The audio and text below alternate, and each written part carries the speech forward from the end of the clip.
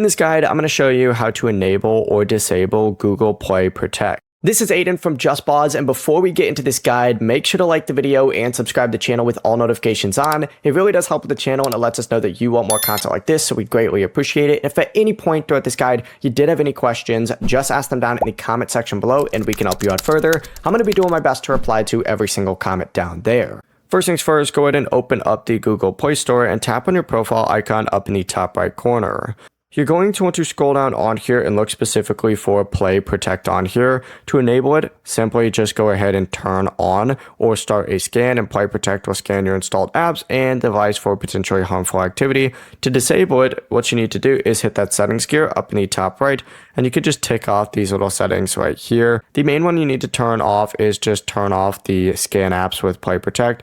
Confirm, it'll have you like type in your passcode or your PIN, do that, and then you can return to this menu at any time and enable it or disable it. The process is as simple as that. Before you do leave, make sure to like the video and subscribe to the channel with all notifications on. It really does help with the channel, and it lets us know that you want more content like this. We'd greatly appreciate it. And if at any point throughout this guide you did have any questions, just ask them down in the comment section below and we can help you out further. I'm going to be doing my best to reply to every single comment down there. Peace.